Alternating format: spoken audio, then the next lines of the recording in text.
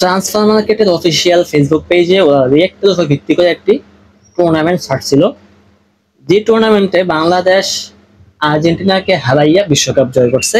এটা নিয়ে অনেক চ্যানেল অনেক নিউজ করছে, অনেকে বিভিন্নভাবে মন্তব্য করতেছে, কিন্তু কেউ এর পিছনে যে কারিগর, যে এই বাংলাদেশকে বিশ্বকাপ জয় করার জন্য কঠোর পরিশ্রম করে গেছে, তাকে আজ পর্যন্ত কেউ সাধুবাদ জানায়নি। এটা খুবই লজ্জাজনক এবং কষ্টের একটি বিষয় যে ঘরে বসে থেকে আপনি যে একটি দলকে জিতাইতে পারছেন, এর অনুশীলন, এর প্র্যাকটিস আমাদেরকে যারা করাইছে তাদেরকে আমরা সাধুবাদ জানাইনি।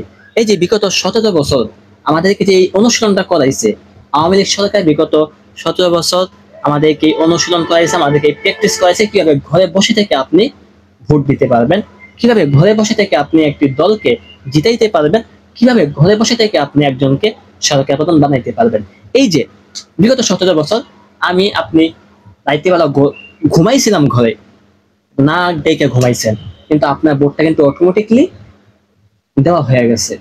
এই যে একটা অনুশীলন, গত 17 বছরে 3টা নির্বাচন গেছে, এই যে একটা অনুশীলন করাইছে আপনাদেরকে যে আপনি ঘরে শুয়ে থাকবেন, আপনার ভোট গণনা হয়ে যাবে, আপনার ভোট দেওয়া হয়ে যাবে, আপনার দাদার কবরে শুয়ে রয়েছে, আপনার বাপের কবরে শুয়ে রয়েছে, কিন্তু তাদের ভোট অটোমেটিকলি দেওয়া হয়ে গেছে। এই যে একটা অনুশীলন, একটা প্র্যাকটিস কে করাইছে?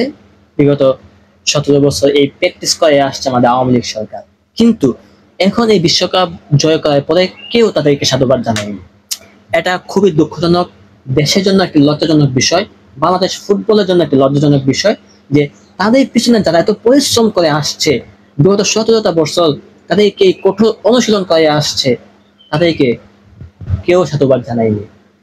আওয়ামী লীগ সরকার আমাদেরকে শিখিয়েছে কিভাবে ঘরে বসে থেকে আপনাকে ভোট দিতে হয়। আওয়ামী লীগ সরকার আমাদেরকে শিখিয়েছে কিভাবে আপনি রাত্রে ঘুমাই থেকেও ভোট দিবেন। আওয়ামী লীগ সরকার আমাদেরকে শিখাইছে কিভাবে আপনি ঘরে বসে শুয়ে ঘুমাইয়া কবরে থাকলেও আপনি একটি দলকে জিতাইতে পারবেন, আপনি একজনকে সরকার প্রধান বানাইতে পারবেন। সুতরাং আজ যে বাংলাদেশ এই ট্রান্সফার মার্কেটের অফিসিয়াল পেজে এই টুর্নামেন্ট জয় করছে, এর পিছনে আমি একমাত্র সাধুবাদ জানাই বাংলাদেশ আওয়ামী লীগ সরকারকে।